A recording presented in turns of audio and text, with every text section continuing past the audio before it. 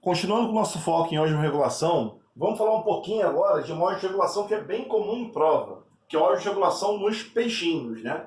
Os peixes também se osmorregulam, mesmo vivendo no ambiente aquático. Isso é importantíssimo para eles.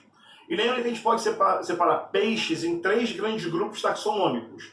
Agnatas, que são os peixes sem mandíbula, os peixes gnatostomados com mandíbula, que tem esqueleto cartilaginoso e que tem esqueleto ósseo. A gente é bem acostumado a chamar o cara que tem esqueleto cartilaginoso de condrites, e quem tem esqueleto ósseo de osteites. Sendo que a gente sabe que as classes não são bem essas, tá? Fica mais correto a gente chamar de elasmobrânquios, esses caras aqui como tubarõezinhos, e teleósteos, os peixes ósseos. Mas para ficar mais fácil para a gente, vamos chamar dos nomes mais clássicos, começando aqui, por exemplo, ó, com os peixes cartilaginosos.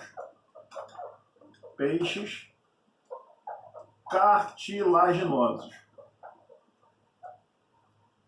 Como é que esses peixes fazem para se osmorregular? Gente, não esquece, eles vivem no ambiente marinho, né? Se eles vivem no ambiente marinho, a água onde eles vivem é hipertônica em relação ao corpinho deles. O corpo é hipotônico. Então a concentração salina é maior no meio externo do que no meio interno. Naturalmente, o que iria acontecer com um bichinho como esse aí?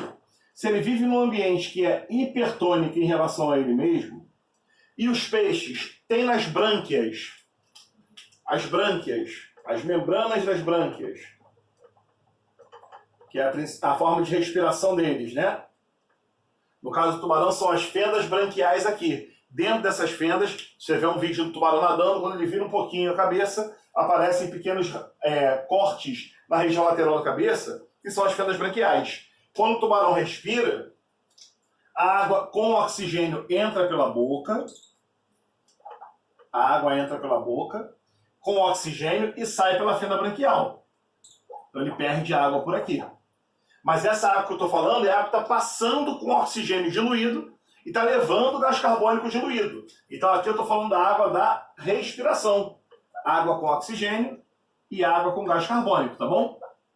Só que o problema é que se eu pensar no sangue do tubarão, o tubarão também teria uma grande perda de água pela brânquia para o meio.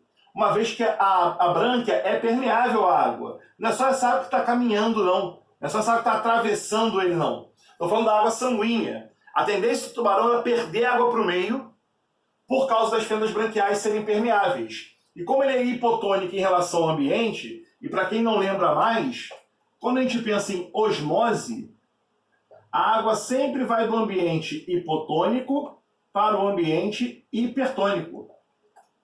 Se a água vai do meio hipotônico para o hipertônico, e você está vendo esse tubarãozinho que eu desenhei, a tendência do tubarão é perder água para o meio. Como é que o tubarão resolveu esse problema? Como é que a evolução resolveu para ele isso? É simples. O sangue do tubarão é rico em ureia. A mesma excreta que nós, seres humanos, temos. Aí o que acontece? Como o sangue do tubarão tem muita ureia, que é o que ele excreta, né, pelo sistema urinário dele, tubarões perdem ureia para o meio, a ureia presente no sangue dele serve para regular a pressão osmótica, equilibrar os meios.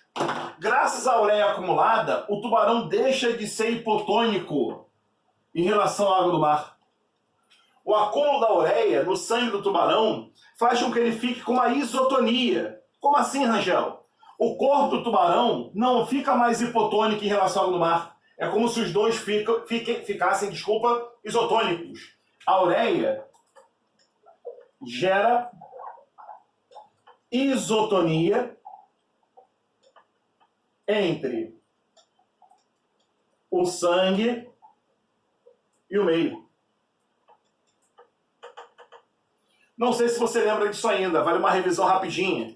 Se eu pego uma célula de um ser vivo e coloco em ambientes, respectivamente, hipotônico, isotônico e hipertônico em relação a ela. Então, por exemplo, ó, peguei essa célula e coloquei no meio que é hipotônica em relação a ela.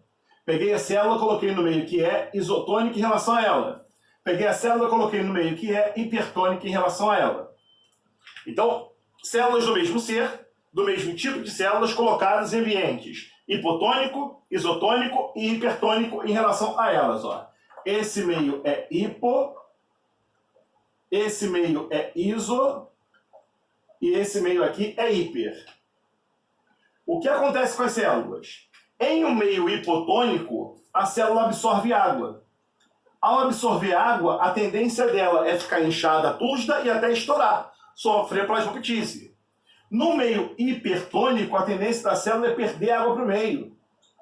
Ao perder água para o meio, ela murcha e sofre plasmólise. Só que se o ambiente é isotônico, toda a água que a célula perde é igual à que ela absorve. Então ela mantém o volume dela, se mantém estável.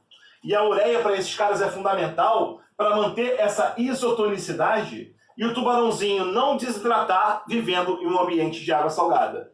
Então, por mais que ele viva na água salgada, na água do mar, e a tendência fosse desidratar, o acúmulo de ureia para excreção pelos rins gera isotonia e não deixa ele desidratar nesse ambiente. Assim funciona a osmorregulação dos peixinhos cartilaginosos, como, por exemplo, o nosso amigo tubarão. Valeu? Printa aí, vamos falar agora dos peixes ósseos.